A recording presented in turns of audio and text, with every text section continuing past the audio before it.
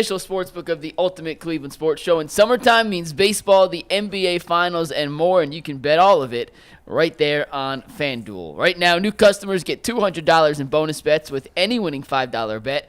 That's $200 you can use to bet on everything from the Finals MVP to who's going to hit one out of the ballpark tonight. Just visit FanDuel.com/UCSS and add a big win to your summer bucket list. FanDuel, America's #1 sportsbook. Who sat here yesterday? This G. thing Bush. is So loud. Oh, is it really? Like, oh my God, like brain particles are coming out this side of my head. Speaking of which, You know how to turn it down, right? He's deaf. I just did, Yeah. but it sounded like it was. I have to now, Steve. Like we have a problem on this earphone. I'll take this seat. I'll take people behind the scenes. See, whoever sits in this seat, Mike can talk to me, and when Jay's here directly, and the other guys don't hear it. When Mike does that, it's when he talks to me privately, it's much louder than when he goes on the air, right? But Steve tried to even it out and fix it. Unfortunately, now it's just loud for both. So I got to turn it all the way down. That's what happens when you let Steve touch stuff. That's it. What I'm Steve saying? Steve was trying to help it. Anyway, let's get to some sports talk your here. dial, and I wonder if it's. I don't know. Because it was. Am I touching it? I don't think so. Crazy loud. Anyway, Mike, let's get to some baseball talk. Guardians lose yesterday. Yeah, Guardians lost yesterday. Stephen Vogt, and I want to start here, may have left Tanner Bybee in for one batter too long. That led to the go-ahead home run from the Reds. Bybee has not been able to reach deep enough into games for our liking so far this season. I think, Jason, you said he's only pitched 6+ innings 4 times in his double-digit starts. 14 starts. 14 starts. But I'll start with this. Stephen Vogt's been incredible this season. For a rookie manager, he's the front runner for AL Manager of the Year. He's been great, but could you put last night's loss on Vogt for leaving Bybee in for at least one batter too long, Jason? Sure, yeah, I guess you could say that, but also remember it was, what was it? Was it the Twins game when he went out there and challenged Bybee again to go after Carlos Santana to end the inning, and he got him. And I mean, yes, you could say it's on Vogt, but I actually like Bybee has to lead this rotation with where they're at right now and the condition of he's the guy. And maybe that's unfair to put on a second-year guy, but that's too bad because that's the position they're in. So I actually like. It's almost showing. If you lose a game, there's 162 of these things. It's like punting. How many times we talk about the Cavs punt a game to send a message? Well, this kind of felt like that to me of telling Bybee, you're our guy, man. You got to get through this inning. And across baseball, I looked it up. Like pitchers aren't getting out of the 6th on average. They're only going like 5 1/3 innings on average this year. But he has to be better than average. He has to be better than 5 1/3 innings. He's got to get you through at least 6 innings, and he's only done that in 4 of his 14 starts. And yeah, obviously he's a strikeout pitcher, and strikeouts can pile up pitches, but he just has to find a way to be more economical with some of his pitches. He's got to get deeper into games. They need him too much. You got to at least get through 6. I mean, it wasn't long ago you needed your ace to get through 7, but I'll take 6. Just get him through 6 innings at this point, and to be coming out in the 5th inning time after time is just a little bit frustrating. So I didn't mind Vogt leaving him in there as almost like another challenge of, hey, you're our guy. You got to get us through this. And unfortunately, last night it didn't happen.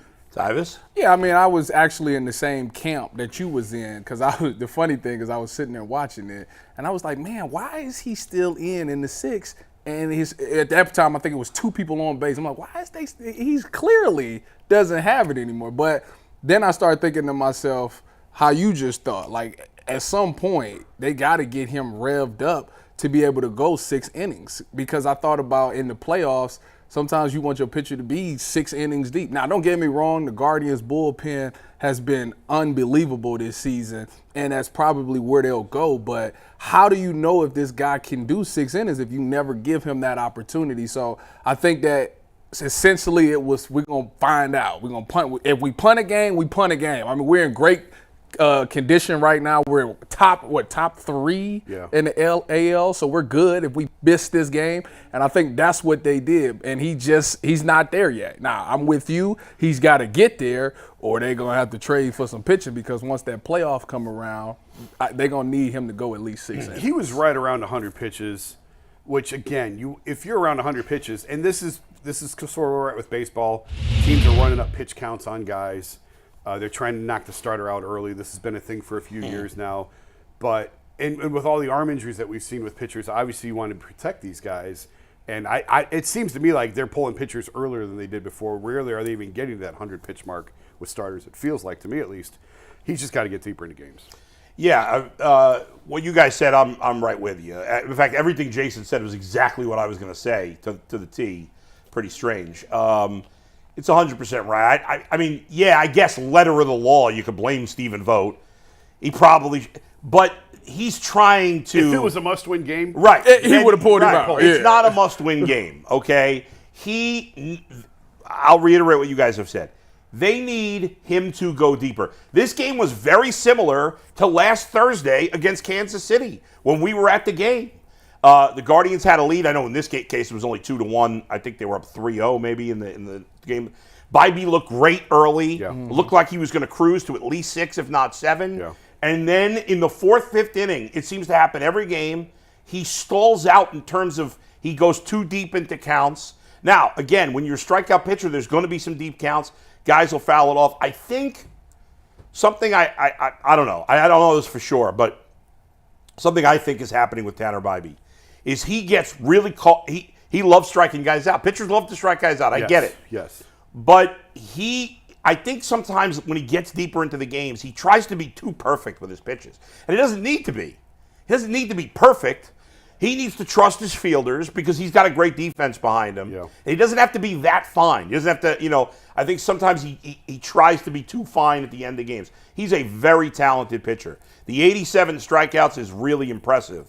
But he's getting gassed late in these games because he's not being efficient enough. And they do need him to pitch 6 innings. And you're right, 5 1/3 is the average now, which you would have told me that as a kid, I would have said that was crazy. Yeah. But that's what it is. But every team's got to have 1 or 2 guys that can go at least 6, if not 7 innings. The Guardians don't have anybody. Right. And the best chance is Tanner Bybee. Yeah. So and to be fair to him, it's not fair to him because he's in his second year. Exactly right. He's pitched essentially a year now in the big leagues. So it's not fair. But there's a lot on his shoulders right now because he is their best pitcher. And so they need him to eat more innings. Because the more games that they keep getting knocked out in the 5th, the more the more pressure you're putting on the bullpen, the more you're taxing the bullpen. And that will catch up with them eventually. It's not if, it's will. It's going to, maybe not every guy, but it's going to catch up with them. And so he's got to find a way to be able to go deeper, and that's why Vogt stuck with him, to try to get him used to doing that. Because sometimes you can make a pitch. And by the way, before he gave up the home run to Candelario, who had a great game yesterday, he just struck out Ellie De La Cruz, who I know strikes out a decent amount, but he's still a great player. Right. So it wasn't like he was totally gassed. I mean, he just struck out a really good player. Some of the guys in this rotation, you can only get 5 out of them because you don't want the lineup to see them a third time. It was like the old Josh Tomlin thing. Yes. Yeah. So, if you can get him through the order twice, that's probably enough because if you let them see him a third time, he's got to go. So some of these guys, I understand you got to get them out after 5. Tanner Bybee can't be that guy. Bybee stuff is too good. He can see a hitter 3 times and get him out 3 times. Yes. He's got to get deeper into games. So to pivot off of just Tanner, to ask about Gavin Williams. Yeah. Obviously, we don't know exactly when he comes back, but do you think that it's enough games left that he'll get enough appearances that if playoff time comes around, he could be a guy that could potentially make it to 6 innings? Absolutely. Sure. Yeah. So it's enough time. There's enough time. But in the playoffs, they do shorten the game. Right, yeah. Because it's the playoffs and they are must-win. So a lot of times a starter only goes 4 innings in the playoffs or 4 1/3. Obviously, the typical ace of the rotation goes a little bit deeper than that. But it's not uncommon to get pitchers out after 4 or 5 innings in the playoffs. So that's not as much of a concern there. It's getting to October. You can't cook these guys between now and October. I wonder if this has nothing to do with Tanner Bybee because you wouldn't do it with him. But I wonder if, and it seems counterintuitive because I'm saying you got to save the bullpen, but I wonder if they'll consider with Carrasco. I wouldn't do it with Lively right now because he's pitched well, but with Carrasco and Allen and maybe even McKenzie, if they will consider going occasionally with an opener. They did that with Allen a couple weeks ago. Right, the game they were going they were supposed to, and it got rained out. That's right. Yeah, I think it. The Rays were brilliant when they came up with and it's one of those things like. If you're sitting around a bar with your buddies of crazy ideas in baseball, let's start with the reliever and then bring it. It sounds insane. That does. But when you see it, it makes sense. Perfect sense because you don't want again you can get them a little bit deeper because the starter isn't seeing that top of the order the first time through. So it's a really brilliant way to go about doing it. I think. Yeah, I'd have no problem going back to Logan Allen and Carrasco using an opener in front of those guys. Because in theory, if you can now, let's say Logan Allen's averaging, I don't know, he's averaging 5 innings per game. I don't even know if it's that. I don't even know if it's that. But let's say he's averaging 4 2/3. Yeah. Well, if by having him skip the 4 best hitters on the team, he can now average 5 1/3, and if you do that with 2 or 3 pitchers, even though you're starting with a reliever in the aggregate, you're going to end up getting less innings on the bullpen in theory if it works. How common is that? It was very common a couple years ago. Yeah, there are still teams doing it sometimes. I've never heard of this. The Reds did it. The Reds just did it with Brett Suter against the Guardians the other day. Yeah, the first game of the second game of that series. No, the first game. Lodolo pitched the second game. That's crazy. The Rays started this the Rays were doing it first 3, 4, 5 years. And at first, I was like, well, why are they doing this? And then I realized, oh yeah.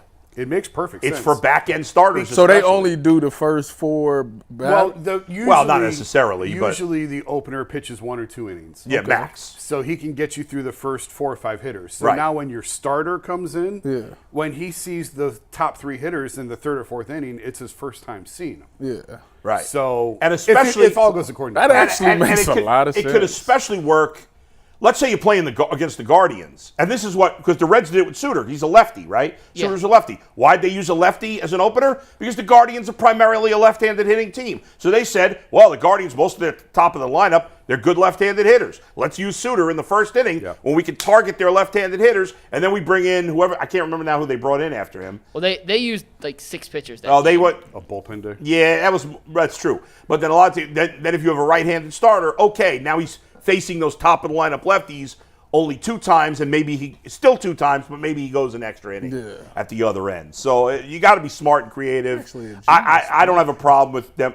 I don't think any of us have a problem, obviously, with Bybee being left in the game. He did look until that home run. I mean, he was pretty nasty. What did he finish with? 10 strikeouts? 11? 11 strikeouts. Ks? I mean, he looks so His dominant stuff at times. is so good. Yeah. But I don't know if he just gets too cute and waste too many pitches. Yeah. I mean, 2 or 3 pitches an inning adds up. Oh, yeah. Well, that costs you at least an inning. Yeah. If you can cut down just 2 pitches an inning, you can probably squeeze an extra inning out of it on the back end. That's right. And the good thing is, with so many pitching injuries, and, who knows what's happening. Gavin Williams obviously is already hurt. But Gavin Williams, despite the injury, and Tanner Bybee are built like guys that shouldn't be injured a lot. Right.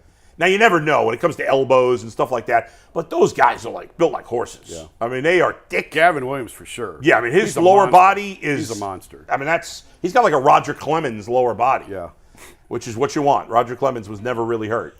Go ahead. Well, he was taking steroids. I was about to say he was juicing. Go ahead, Mike. Before we move on to our Is It Sustainable segment on the Guardians, I just had one question on the Ohio Cup, Reds Guardians, when they play. Yeah.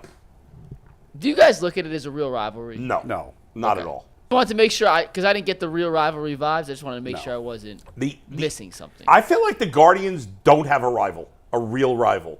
Like, who's their rival? I think the Twins come the closest, just because over the years. I guess, but it's not like... It's not this. I mean, it's not Yankees, Red Sox. No. It's not Cubs, Cardinals, or Dodgers, Giants. No. I mean, it's not. It's in football, the Browns have rivals. Yeah. And part of it is the Indians/Guardians have changed leagues. They were in the American League East. I think there was a time. I mean, in the '90s, did you think of the Yankees as a rival for them?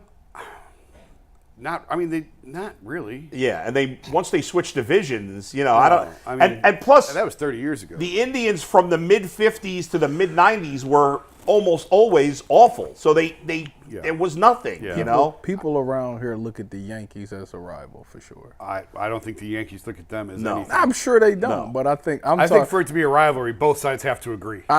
Yeah.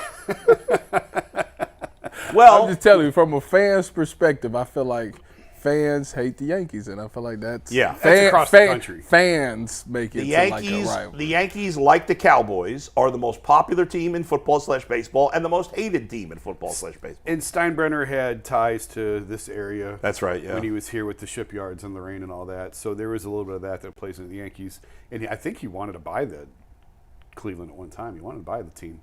But I think the Twins are the closest that we can get to. But I don't want to. It's a lukewarm rivalry. That's pretty rough. If that's the best you can do for a rivalry, that's right. I mean, I think if they're talking about at some point expanding to 32 teams and changing the divisions around.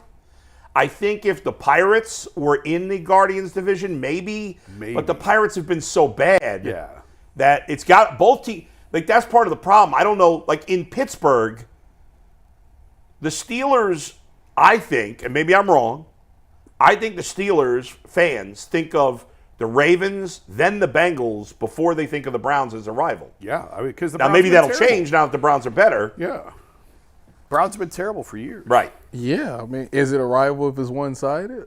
Well, Ohio State was one-sided against Michigan for a while, no? But they still consider it a rival. That's different.